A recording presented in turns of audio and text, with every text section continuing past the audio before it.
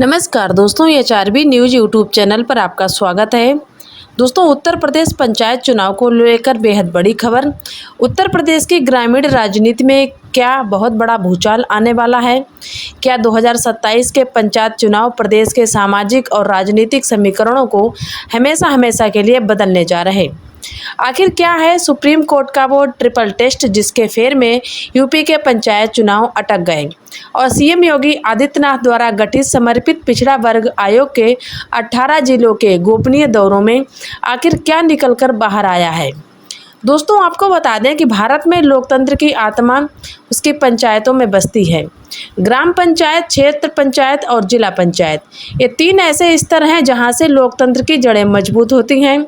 इन चुनावों में समाज के पिछड़े, वंचित और कमजोर तबकों को बराबरी का अधिकार देने के लिए आरक्षण की व्यवस्था बनाई गई।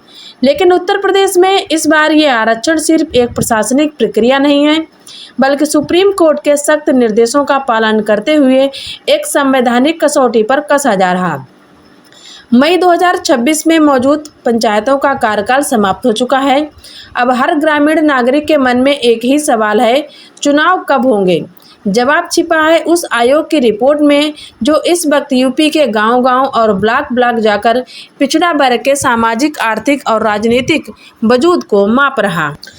दोस्तों, बात की शुरुआत करते हैं मई महीने से। 18 मई को मुख्यमंत्री योगी आदित्यनाथ की अध्यक्षता में हुई कैबिनेट बैठक में एक ऐतिहासिक निर्णय लिया गया। प्रदेश में पहली बार उत्तर प्रदेश राज्य स्थानीय ग्रामीण निकाय समर्पित पिछड़ा वर्ग आयोग के गठन के प्रस्ताव को मंजूरी दी गई। इसके ठीक अगले दिन यानी 19 मई को पंचायती राज विभाग ने आयोग के गठन का आधिकारिक आदेश जारी कर दिया। इस आयोग की कमान सौंपी गई हाई कोर्ट के सेवानिवृत्त न्यायाधीश रामतार सिंह को। उनके साथ आयोग में पिछड़ा वर्ग के मामलों के विशेषज्ञ और वरिष्ठ सदस्य शामिल हैं।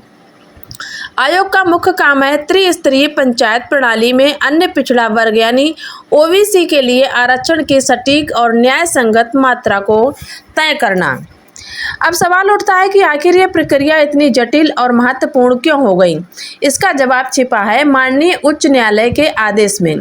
सुप्रीम कोर्ट ने साफ कर दिया है कि स्थानीय निकाय चुनाव में ओबीसी आरक्षण लागू करने के लिए ट्रिपल टेस्ट की शर्तों को अनिवार्य रूप से पूरा करना होगा। पहला टेस्ट है राज्य को पिछड़ापन तय करने के लिए एक समर्पित आयोग बनाकर सामाजिक और शैक्षणिक स्थिति का गहन सर्वेक्षण करना। दूसरा टेस्ट है कुल आरक्षण एससी, एसटी और ओबीसी मिलाकर किसी भी स्थिति में 50% की सीमा को पार न करें। तीसरा टेस्ट है पुरानी जनगणना या सामान्यकृत आंकड़ों के बजाय हर स्थानीय निकाय के स्तर पर ताज़ा और प्रमाणिक डाटा के आधार पर आरक्षण तय किया जाए। यानी अब हवाई या पुराने आंकड़ों पर आरक्षण नहीं चलेगा। सरकार को कोर्ट के सामने पुख्ता और वैज्ञानिक डाटा पेश करना होगा। दोस्तों, इसी ट्रिपल टेस्ट को पास करने के लिए समर्पित आयोग ने दिन रात एक कर दिया। आयोग की टीमें सीधे धरातल पर उतर चुकी हैं।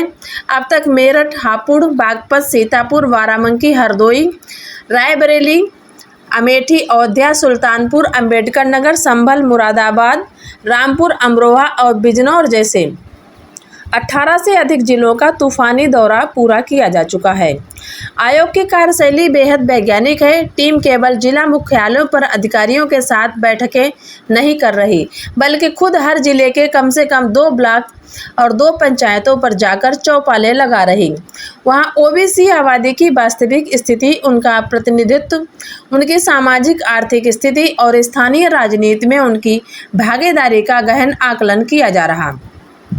तो आखिर चुनाव कब होंगे? आयोग का लक्ष्य है कि प्रदेश के बाकी बचे सभी जिलों का दौरा और अध्ययन का काम इस साल दिसंबर तक हर हाल में पूरा कर लिया जाए। इसके बाद जुटाए गए आंकड़ों का विश्लेषण करके रिपोर्ट तैयार करने में लगभग 2 महीने का समय लगेगा। सरकारी अनुमान और आयोग की योजना के मुताबिक फरवरी 2027 तक ये अंतिम रिपोर्ट तैयार हो जाएगी। रिपोर्ट आते ही शासन द्वारा अधिसूचना जारी की जाएगी, जिसके आधार पर ग्राम, क्षेत्र और जिला पंचायतों में ओबीसी आरक्षण का अनुपातिक प्रतिशत तय होगा और इसके तुरंत बाद राज्य निर्वाचन आयोग चुनाव की तारीखों का ऐलान कर सकेगा। दोस्तों, आयोग के अध्यक्ष और हाईकोर्ट के सेवानिवृत्त जज रामतार सिंह का कहना है कि रिपोर्ट केवल उत्तर प्रदेश तक सीमित नहीं रहेगी। भविष्य में ये पूरे भारत के अन्य राज्यों के लिए एक स्टैंडर्ड मॉडल और मानक दस्तावेज का काम करेगी।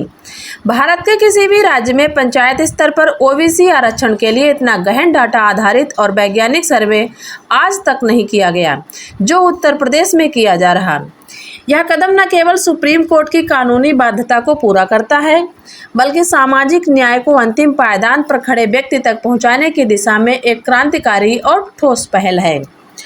दोस्तों, उत्तर प्रदेश की ग्रामीण राजनीति में यह प्रक्रिया एक नया अध्याय लिखने जा रही। एक तरफ जहां कानूनी रूप से मजबूत आरक्षण व्यवस्था सुनिश्चित हो रही, वहीं दूसरी तरफ पारदर्शी और निष्पक्ष चुनाव का रास्ता भी साफ हो रहा। तो दोस्तों, आज के इस विशेष विश्लेषण में बस इतना ही। उत्तर प्रदेश की पंचायत राजनीति और इस रिपोर्ट से जुड़े हर छोटे बड़े अपडेट्स के लिए जुड़े रहिए हमारे साथ। जय हिंद, जय